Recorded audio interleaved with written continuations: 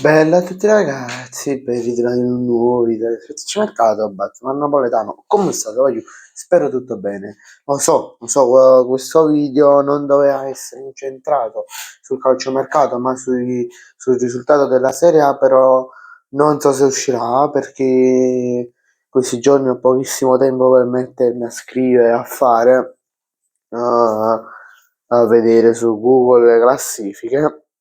Però penso che probabilmente domani, se riesco, pubblico i risultati della Serie A, se no pubblico direttamente io i pronostici della Serie A per la prossima giornata di campionato. Vabbè.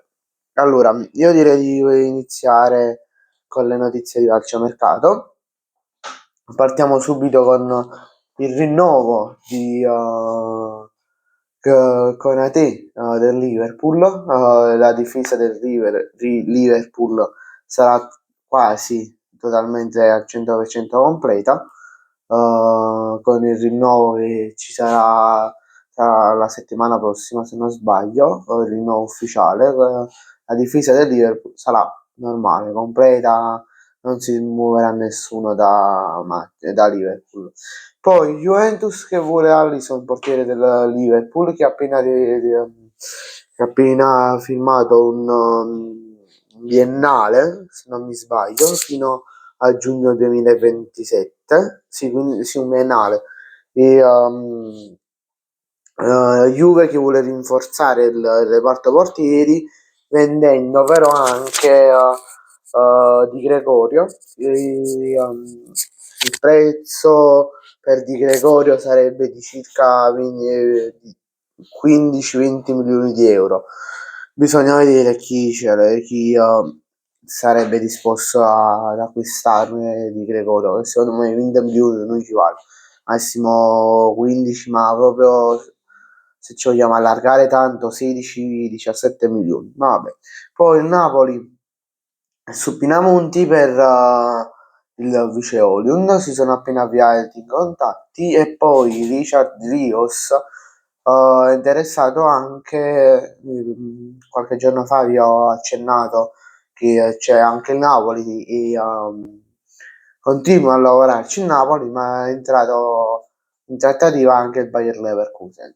Poi l'Athletic Bilbao è pronta ad ingaggiare l'allenatore, un nuovo allenatore, dovrebbe arrivare all'ufficialità domani se non sbaglio, Edin Terzic, scusate, contratto per fino a giugno 2027. Poi il Chelsea ha rinnovato con Sensao, cioè no, con Sensao, Caisino, scusate, mi sono un po' imballato, e l'ha rinnovato con un aumento di stipendio di 2 milioni e mezzo fino a giugno 2033. Isfon non ha già capito perché fanno questi contratti stralunghi, cioè fai fino al 2030, 2031, ma fino al 2033, ma la miseria. Vabbè. Poi il Manchester City è quasi vicino a completare il trasferimento di Matis De Turbet, si chiama, per circa 15 milioni di euro. I prossimi giorni arriverà l'invico finale.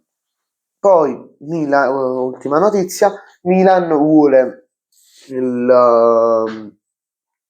un giocatore che ha già corteggiato nella scorsa estate, cioè Nicolas Jackson, vuole riprovare il colpo.